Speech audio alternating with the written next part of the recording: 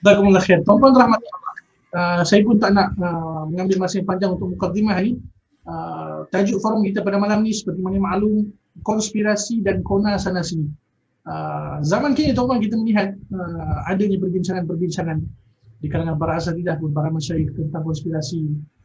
Dan cuma pada malam ni tuan-tuan kita nak memberikan peluang kepada asatidah kita pada masa yang sama, hadirin semua, untuk bertanya soalan secara terus kepada asatidah kita setelah ni insya-Allah.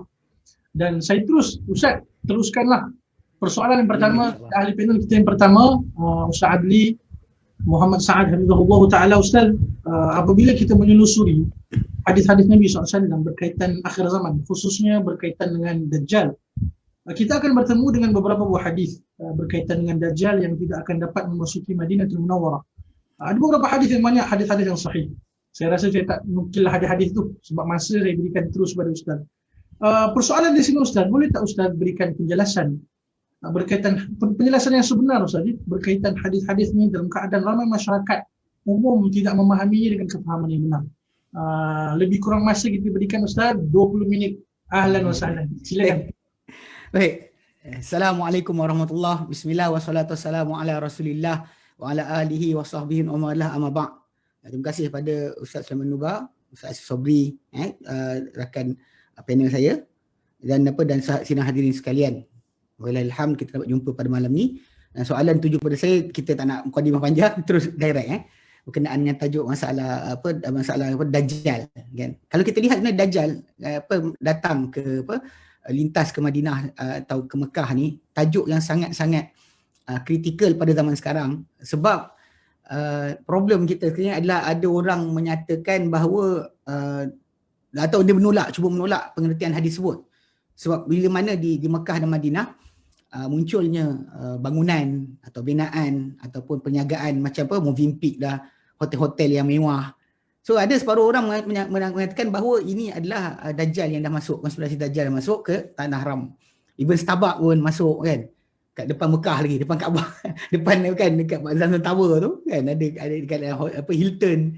Jadi benda-benda ni kita kata problem dia adalah masalah tradisi. Hadis Nabi dah datang tentang tajuk untuk kita fahami. Cuma bila mana hadis tersebut datang dan orang ramai masih lagi cuba mentakwilkan pengertian-pengertian. Nanti mungkin saya cerita sikitlah berkenaan dengan hadis yang cuba dipercanggahkan berkenaan dengan Dajjal masuk ke Tanah Haram. Dan kita lihat sebenarnya Dajjal kan, Al-Masih Dajjal dia akan keluar daripada arah timur dan datang dalam hadis yang disebut oleh Nabi SAW, maka tak tinggalkan satu negeri pun kecuali dia akan masuk. Selain Mekah, Madinah, Masjid Aqsa dan juga Masjid Tur. Masjid Tur, Tur Saina. Okay, dan ini datang hadis yang sahih. Bahkan berkenaan dengan terpeliharanya Madinah Nabi SAW daripada dimasuki Dajjal adalah mutawatir hadis. Okay, kalau kita lihat dalam riwayat yang datang daripada tajuk berkenaan dengan keluarnya Dajjal daripada arah mana, disebut oleh Abu Bakar Siddiq radhiyallahu anhu. Beliau menceritakan daripada Nabi SAW bahawa baginda SAW bersabda, Ad-Dajjal yakhruju min ardil masyriq. Dajjal akan keluar daripada bumi timur. Yuqal laha Khurasan, dinamakan Khurasan. Dan dalam Bukhari dan Muslim juga datang daripada Anas bin Malik radhiyallahu anhu. Beliau berkata tiada laisa min baladin, Nabi sabda, laisa min baladin illa sayatuhu ad-Dajjal. Tiada satu negeri pun kecuali akan dipijak dimasuki oleh Dajjal illa Makkah wa Madinah, kecuali Makkah dan Madinah. Laisa lahu min niqabiha naqabun illa alaihi malaikah. Okey, kita tidak ada satu lorong Madinah tu atau Makkah tu kecuali ada malaikat. Jadi malaikat safina berbaris. Yahrusunaha, memelihara akan Makkah dan Madinah. Thumma tarjiful Madinah tu bi ahliha salasah rajafat farhuju kullu kafirin wa munafikin. Lalu kemudian Madinah ni akan bergetar ataupun gempa dengan 3 kali gempa, kemudian akan keluar semua kafir dan juga munafik. So hadis-hadis yang datang berkenaan pengertian ni memang sangat jelas. Dan Nabi sendiri sallallahu alaihi wasallam sendiri bila mana lepas dalam Sahih Muslim lepas daripada Binti Qais, bila mana Nabi ceritakan berkenaan dengan kisah Tamim Ad-Dari, kisah Tamim Ad-Dari, hujung tu apa yang Nabi sebut kan, Nabi SAW pun dia kat mimbar baginda letakkan jari baginda. Nabi kata bila mana Nabi sebut tentang tidak akan masuk Dajjal ke dalam Madinah, Nabi sebut ini bila Dajjal sebut kan, inni wa ushaku an yu'dhana li. Dia kata semuanya aku hampir-hampir dibenar kepadaku fil khuruj, untuk keluar. Fa akhruju fa asiru fil ardi. Maka aku akan berjalan, aku akan berkitar di muka bumi. Fala ada qaryatan illa habattuha. Jadi kita aku akan biarkan satu kampung cik aku akan masuk, kata Dajjal. Fi arba'in lailatan, dalam 40 malam. Ghaira Makkah wa Taibah. Selain Makkah dan Taibah. Fahuma muharramatan alayya. Kedua tempat ni diharam ke atasku. Kata kiltahuma, kedua-duanya. Kullama aradtu an adkhulah wahidatan atau wahidan minhuma. Sekali aku nak masuk salah satu daripada dua negeri tersebut, dua tempat berkenaan, istaqbalani malakun biadihi saif salta, akan menghadap aku satu malaikat dengan tangannya pedang terhunus, yasudduni anha, menyekat aku daripadanya. Wa inna ala kulli naqbin minha malaikah, dan pada setiap lorong Madinah, Mekah nanti akan ada malaikat yarusunaha, meliharanya. Kemudian Nabi lepas daripada kisah Tamim Ad-Dari ceritakan, Nabi sebut, Nabi tekan tak jadi baginda dekat mimbar baginda SAW, dan dia kata hadhihi taibah, hadhihi taibah, hadhihi taibah. Inilah taibah yang disebutkan oleh Dajjal. Kata Nabi kata ala hal kuntu haddatsukum zalika, adakah aku dah bagi tahu kamu akan perkara berkenaan? Faqala an-nas, orang ramai kata na'am, ya. Fa innahu a'jabani hadis Tamim Ad-Dari. Aku merasa takjub dengan hadis Tamim Ad-Dari. Dia kata wa annahu wafaqa alladhi kuntu uhaddithukum, dan dia bertepatan dengan apa aku cerita pada kamu, anhu mengenai Dajjal, wa anil Madinah wa Makkah, mengenai Madinah dan Makkah. So hadis yang datang berkenaan dengan tidak masuknya Dajjal dekat Madinah atau Makkah ni adalah jelas. Tak ada sebarang kekeliruan. Cuma timbul ada setengah orang bawakan hadis yang kisah berkenaan dengan apa, bagaimana Dajjal nanti akan datang. Dia kata dalam hadis yang diriwayatkan, okey. Hadis yang dia kata yang diriwayatkan oleh Imam Ahmad. Hadis nombor 5353. 5353. Okey. Dan hadis itu daripada Muhammad bin Ishaq, daripada Muhammad bin Talhah, daripada Salim, daripada Ibnu Umar. Beliau berkata, dalam sabda Rasulullah SAW. Ini yang hadis ni yang kisah yang sering dipakai oleh orang-orang yang pegang teori konspirasi. Dia kata memang dah masuk dah Dajjal dekat dalam Madinah dan Makkah. Alasan dia kata dalam hadis ni, dia kata yanzilud Dajjal. Dia kata Nabi kata akan turun Dajjal. Fi hadhihi sabiqati, pada kawasan tanah ni bimarri qanata, dengan kawasan satu terusan disebut dekat kawasan dekat Madinah. Fa yakunu aktsara man yakhruju ilaihi an-nisa, lalu akan jadi orang paling banyak keluar kepada Dajjal ni adalah golongan wanita. Hatta innar rajula, sehingga seorang lelaki itu la yarji'u ila hamimihi, dia akan balik kepada keluarga dia, kepada isteri dia, wa ila ummihi wa ibnatihi, kepada mak dia, kepada anak perempuan dia, wa ukhtihi wa ammatihi, kepada adik perempuan dia, dan juga kepada mak saudara perempuan dia. Fayuthikuha ribatan, dia akan ikat makhafata an takhruja ilaihi, bimbang akan wanita-wanita berkenaan keluar kepada Dajjal. Okey. Kemudian thumma yusallitullahu almunaslimin alaih, kemudian Allah Ta'ala akan menguasakan orang Islam ke atas Dajjal ni. Fayaqtulunahu wa yaqtuluna syi'atahu, dan mereka akan bunuh Dajjal dan juga membunuh akan penyokong-penyokong Dajjal. Hatta inal yahudi, sehingga orang Yahudi nanti la yakhtabi'u tahta syajarati awil hajari, akan menyuruk di belakang pokok ataupun batu. Fayaqul hajar awil syajaratu, lalu berkata batu dan juga pokok, lil muslimi, kepada muslim, hada yahudi tahti faqtulhu, ini Yahudi di belakangku, bunuhlah dia. So jadi dia kata hadis ni dia gunakan untuk sebut tentang tempat. Dia kata sabikhati dia, as-sabikhah, dia kata tempat, dia kata sabakhah tu adalah tempat dalam Madinah. Dan dia kata tempat berkenaan bila sebut macam tu, maka ia dalil bahawa Dajjal boleh masuk. Dan bahkan dia kata telah masuk. Sebab dia kata kawasan tu. Walaupun sebenarnya kan, apa hadis tersebut pertama sekali adalah dhaif. Dhaif. Sebab apa? Sebab Muhammad bin Ishaq, perawi hadis tersebut, dia kan mudallis. Bila dia kata sedemikian, maka hadis itu dah jatuh. Dan Syekh Albani sendiri pun sebut perkara berkenaan dan berkenaan kisah Masih Dajjal disebut berkenaan dengan kedhaifan kisah berkenaan. Okey, kalau kita kata hadis sahih sekalipun, dia tak ada pertentangan di antara hadis sebut dengan hadis yang sabit berkenaan dengan Dajjal takkan masuk Madinah Munawwarah. Sabit berkenaan dengan masuk dalam Madinah. Tapi dia sabitkan berkenaan dengan melintasnya Dajjal dengan satu laluan pada tempat bumi, yang panggil bumi, yang kawasan tu adalah bumi yang tandus, kering. Dan kawasan tu dia kata dalam hadis sahih sabit bahawa bumi Sabakhah tu ada luar Madinah, bukan dalam Madinah. Bukan dalam Madinah. Itu yang faham. Sebab saya ingat waktu saya jumpa dengan kumpulan yang percaya tentang Dajjal dah masuk, sebab diorang kata diorang ada fahaman bahawa Ibnu Sayyad adalah Dajjal yang sebenar.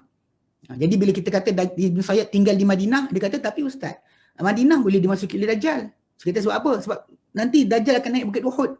Dia buat gempa dekat sana, lalu akan keluar. Dan Bukit Uhud dalam Haram Madinah, dia kata. Dia cakap yang dia gunakan hujah demikian. Sedangkan kita kata dari segi sudut yang jelas, memang tentang tidak masuknya Dajjal ke dalam bumi Madinah juga Makkah tu adalah mutawatir. Mungkin kat sini yang masalah. Pasal diorang kata kalimah yang tadi dalam surah Musnad Ahmad tadi, dia kata kawasan tu dia kata dalam Madinah. Ataupun macam satu riwayat yang kata atas Bukit Uhud. Dan Bukit Uhud dalam Madinah dia kata. Dalam tanah haram. Walaupun Nabi pernah sebut dalam hadis yang sahih, bahawa kawasan Madinah tu ada di antara dua tanah hitam. Tanah hitam, mana kawasan yang dua tanah hitam gunung berapi tu. Dan sila bukannya luar di kawasan berkenaan. Tapi bila diorang letakkan kawasan Uhud dalam, maka diorang kata, itu boleh masuk, dia kata.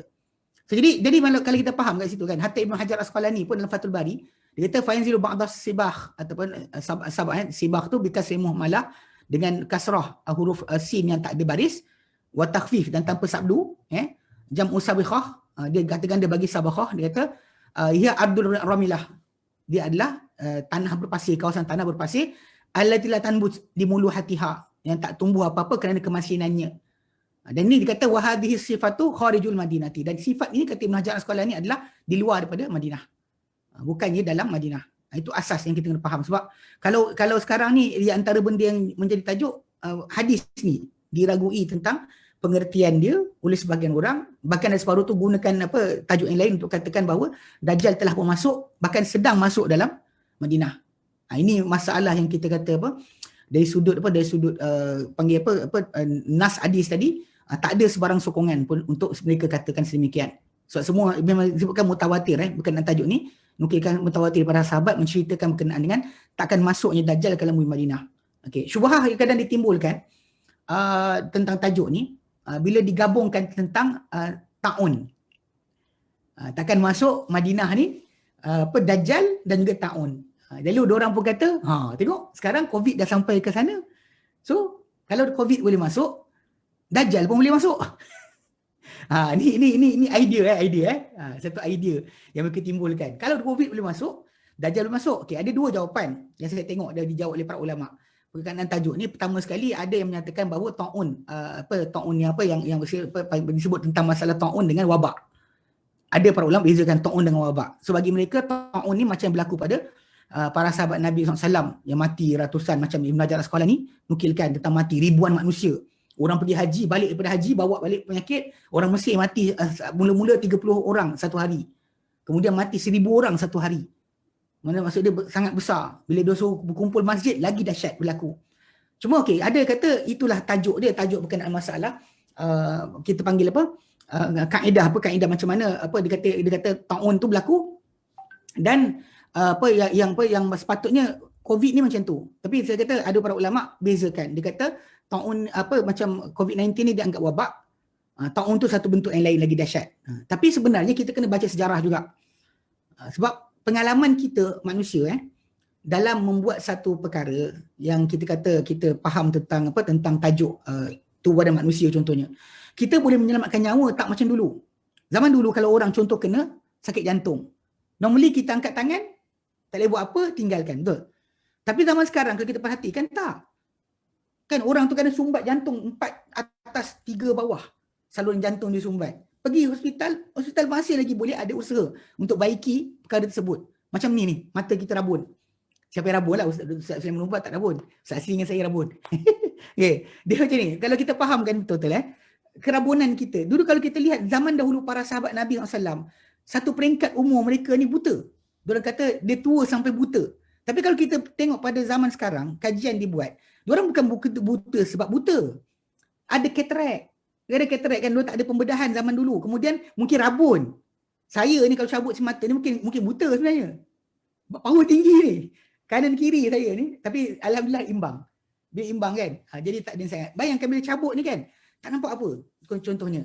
Tapi dengan ni teknologi yang kita ada, kita dah berjaya untuk ringankan kesan. So kalau kita baca macam tu, COVID-19 ni kalau kita baca betul, dia tahu juga. Cuma kita kata dia dapat diringankan kesan dia. Sebab kita dah belajar tentang tubuh badan manusia, apa cara sembuh, segera untuk selamatkan. Macam orang lemas kan, bila nampak orang lemas.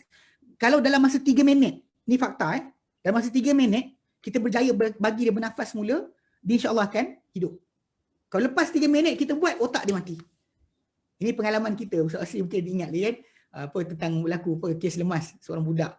Pada satu program kita buat dulu, budak tu lemas. Dia memang terapung lari dah. Tapi kerana bantuan pernafasan segera diberikan oleh salah seorang student yang memang doktor, dia dapat menyelamatkan. So pengetahuan kita ni boleh menyebabkan ringannya kesan COVID ni. Sebab tu kita ingat dia macam kecil. Sebab kita dah berjaya, kita alhamdulillah Allah beri kita ilmu, pengetahuan, daripada rabun tak nampak boleh nampak.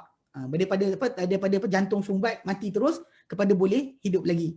Ataupun penyakit yang lain yang dengan cara hidup kita Ta'ala berikan kita ilmu. Okey. Itu pendapat yang pertama kita yang bezakan. Okey. Tapi kalau kita juga ada juga para ulama menyatakan bahawa masalah yang disebut wabak tak masuk adalah wabak tak masuk dengan sendiri.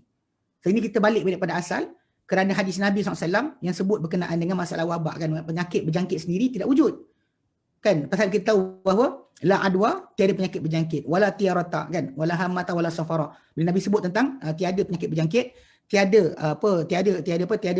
burung, tiada tiarah, penyakit nasib bad omen good omen, tiada burung hantu dan tiada bulan safar.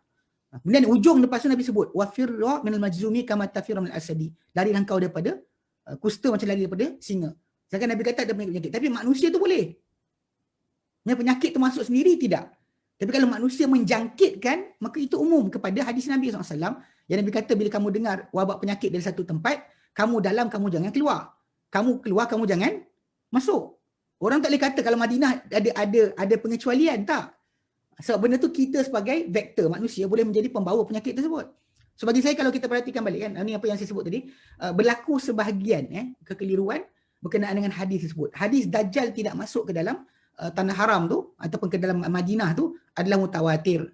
Cuma masalah pemahaman sekarang ni menjadi rosak bila mana ada orang kaitkan kepada keadaan berlaku sekarang, macam hubungan politik antara bangsa. Saudi Arabia berkawan dengan US, lepas tu kemudian ada bank-bank luar masuk, kemudian ada sekian sebagainya. Dia kata itulah Dajjal punya konspirasi masuk ke dalam tanah haram. Memang Dajjal tak masuk lagi, tapi dia dah letak tentera dalam tanah haram. Bahkan bangunan Zamzam Tower tu pun yang tinggi tu, ada orang baik tunjukkan tengok macam mana bayang-bayang dia menutup Kaabah. Alam. Bagi saya itulah benda ni kena faham. Kita tahu manusia ni yang tak soleh itu ada, yang munafik itu ada. Tapi untuk kita katakan Dajjal telah berjaya menguasai Mekah dan Madinah, ini bertentangan dengan hadis Nabi sallallahu alaihi wasallam. Wallahu alam.